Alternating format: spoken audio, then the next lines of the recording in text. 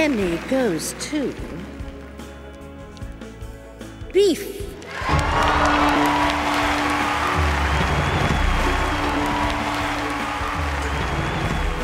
So I'm really grateful and humbled by everyone who watched the show and reached out about their own personal struggles. It's very life-affirming, so thank you. And if you go, I wanna go with you.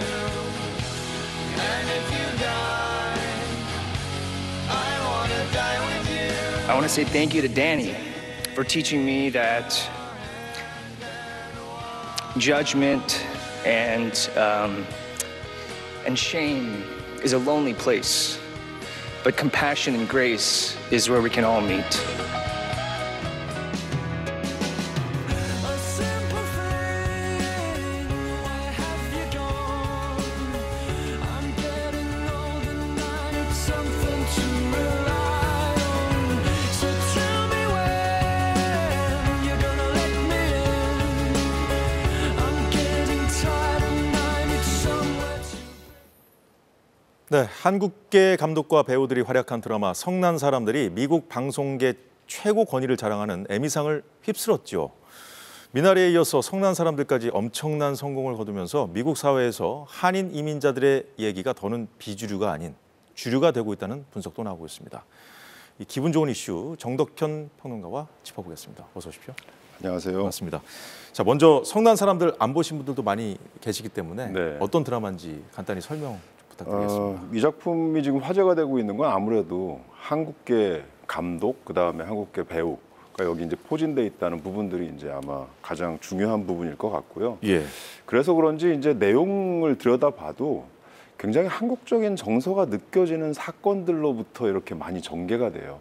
우리가 아주 일상적으로 여기 지금 성난 사람들이지만 분노를 가장 많이 느끼는 부분들이 뭐냐면 길거리에서 왜 자동차끼리 서로 예. 실랑이를 벌일 때 있잖아요. 맞습니다. 그래서 뭐 난폭 운전까지 이렇게 확 가게 되는 상황들이 평소에 발생하기도 점잖던 하는데. 사람들이 그때 막 맞아요. 나오잖아요. 예, 그래서 이렇게 뭐 이렇게 가다 갑자기 내 앞길로 확 차가 들어온다거나 이러면 예. 굉장히 이제 분노 같은 게 확 올라오는 이게 평소에 다른 일로 쌓였던 분노들이 막 맞아요. 튀어나오죠. 이게 화가 확 올라오는 부분들이 생기는데 이런 정서들을 정확하게 탁 포착해서 영화의 도입 부분에 집어넣는데 그 도입에 있던 그런 작은 사건이 점점 뒤로 가면서 예. 그 당사자들끼리 계속 실랑이를 벌이거든요. 아. 그러면서 확 서로 막 대결을 벌여요.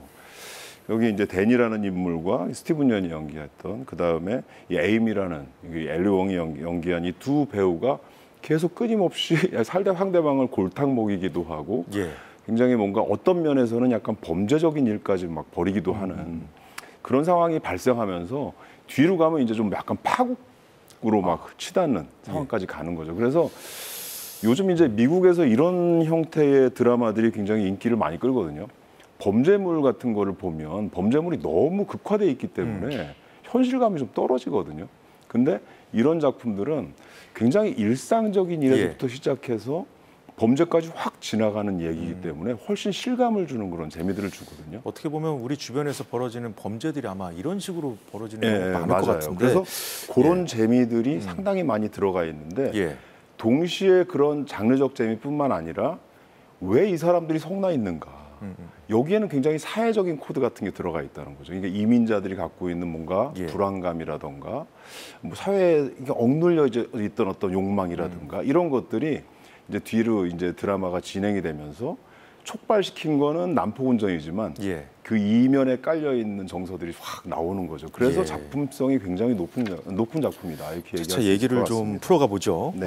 에미상에서 작품상, 감독상, 나무주연상, 여우주연상 8개 부분을 석권했는데 스토리도 좋고 연출, 배우들의 연기까지 뭐 짱짱하다는 거 아니겠습니까? 자, 이 중에서 정덕현 평론가님이 보시기에 네. 어떤 부분이 가장 인상 깊었어요? 어느 하나를 찝기가 되게 어려워요. 근데 좋은 작품은 기본적으로 이제 한국 드라마들도 마찬가지고 네. K 콘텐츠가 뭐 해외에서 성공하고 주목받는 작품들도 대부분 이 3박자가 딱 맞아 떨어져야지 좋은 작품이 되거든요. 그게 뭐냐 하면 첫째 대본이 좋아야 되고 그다음에 이걸 잘 영상적으로 연출을 해야 되고 예. 이거를 받쳐주는 연기가 받쳐줘야 된다는 거죠. 근데 이 세 개를 부문을 지금 에미상에서 다 줬잖아요, 상을.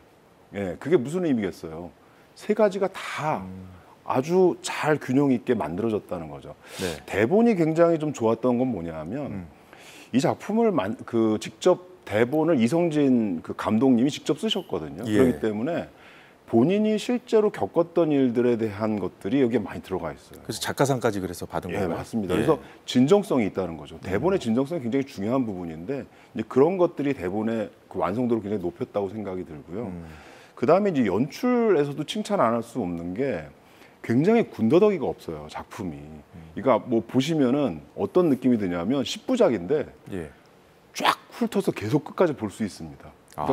그러니까 빈틈없이 계속 이야기들이 짜여져 있기 때문에 그 다음에 아 이렇게 전개될 것 같아. 근데 어느 순간 이제 반전들이 계속 나오고요. 그렇군요. 계속 싸우기만 했던 두 사람이 뒤에 가서 막 화해하는 장면들도 나오고 예. 이런 건 좀 찡한 한국적인 정서 같은 것들도 느껴지거든요. 이런 것들이 군더더기 없게 연출이 됐고 또 여기 이제 예술 작품 같은 거를 약간 이 미장센으로 많이 썼는데 이것도 작품하고 잘 어우러져요.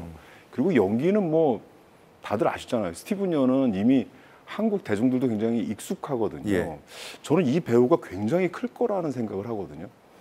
이게 미나리에서도 굉장히 좋은 연기를 펼쳤지만 네. 사실 그 이전에 뭐 워킹데드 같은 작품에서도 저는 좀 굉장히 주목해서 봤던 게 배우가 뭔가 멋있게 보이려고 하는 그런 모습이 아니라 예. 진짜 그 배역에 빠져서 연기를 하는데 특히 이 배우는 잘하는 게 뭐냐면 약간 찌질한 감성 같은 것들 이런 것들을 아주 가감없이 잘 드러내요. 그래서 뭐 수상 소감 중에 힘들었다는 얘기도 한 걸로 제가 예, 기억을 예. 하는데. 그러니까 뭐 예. 힘들었을 것 같아요. 왜냐하면 배역 자체가 감정적으로 굉장히 힘든 배역이긴 하거든요. 그래서 그런 욕망들이나 본인이 겪었던 것들일 것 같거든요. 근데 그런 것들을 작품 안에서 캐릭터에 녹여서 연기하는 부분들 이런 게 잘 어우러져서 이 작품이 이런 좋은 성과가 나오지 않았나 생각이 듭니다. 말씀을 들어보니까 한번 보기 시작하면 좀 끊기 어렵겠구나라는 생각이 드는데요. 맞습니다. 에미상에서 이 8관왕을 했다는 거 네. 앞서 뭐 타이틀 돌아갈 때 제가 네. 여쭤봤잖아요. BTS가 전 세계적으로 네, 네, 네. 인기 끄는 것만큼 대단한 거냐? 대단한 어떻게 거죠. 보세요? 어느 정도? 사실은 이게 방송의 오스카라는 표현을 기본적으로 하잖아요. 그래서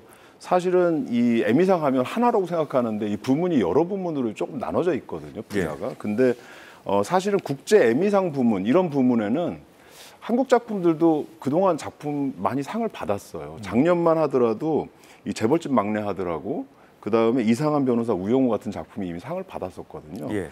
근데 이제 메인이라고 얘기할 수 있는 이 프라임 타임 에미상 여기서 상을 받는 게 굉장히 어려운 부분이죠. 그래서 여기 지금 8개를 받았다는 거는 정말 엄청난 쾌거라고 얘기할 수 있고요. 오징어 게임이 예전에 받았던 게 이건가요?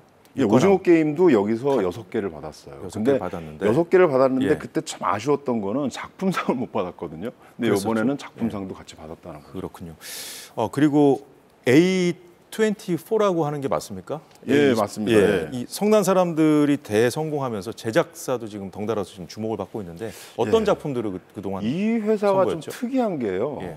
이 미국의 제작사인데도 불구하고 약간 다문화적인 코드들을 갖고 있는 작품들을 계속 내놨어요. 우리에게 익숙했던 저기 화면에 나오는 게 나오지만, 다- 예, 맞습니다. 예. 저 작품들을 다 지금 여기서 나온 작품들인데 보면 딱 아시겠지만 아시아계나 아니면 특히 한국인 2세 이민자들 이야기 이런 예. 것들을 대부분 많이 다뤘다는 거죠.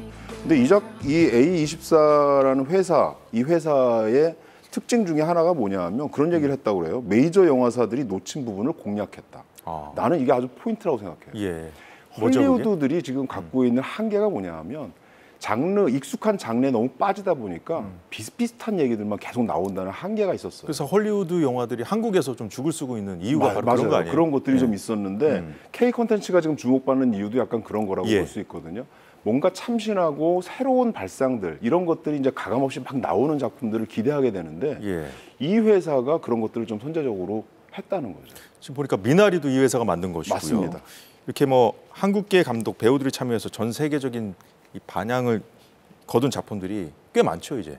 굉장히 많아졌죠 예. 이제는. 그래서 사실은 이게 한국계만 있는 게 아니라 Everything Everywhere All at Once 같은 작품은 예. 사실은 이 중국계 그 배우들이나 이 감독이 이제 함께했던 작품이잖아요. 예. 이게 무슨 얘기냐면 이민자에 대한 관심들이 전반적으로 굉장히 많이 높아져 있다. 근데 거기에는 또 이유도 있다는 거예요. 그게 예. 무슨 얘기냐면 컨텐츠가 지금 글로벌 시장으로 이렇게 넘어오면서 특히 OTT를 통해서 글로벌 시장으로 넘어오면서 다양성에 대한 부분들이 굉장히 중요한 관건으로 떠올랐어요. 문화 다양성을 어떻게 많이 확보하고 있느냐, 그 예. OTT가 확보하고 있느냐가 성공하느냐 실패하느냐를 가늠한다는 그 흐름을 잘 본 거군요. 어떻게 보면. 그 흐름이 정확히 맞아떨어지면서 지금 K 콘텐츠도 주목받고 있는 거고 예. 지금 이 아까 얘기했던 A24 이 제작사도 거기서 굉장히 선제적으로 선방하고 있다고 볼 수 있는 거죠. 그렇다면 K 콘텐츠가 요즘에 인기가 엄청나잖아요. 전 세계적으로. 그렇다면은 이런 부분들이 좀 어떻게 보면 그 미국 그 드라마가 흡수를 한 겁니까? 아니면 그쪽 나름대로 또 뭔가 좀 흐름을 잡고 가면서 동시에 포텐이 터진 겁니까? 동시에 터졌다고 봐야 되죠. 이거는 예. 사실은 매체 변화하고 관련이 있어요.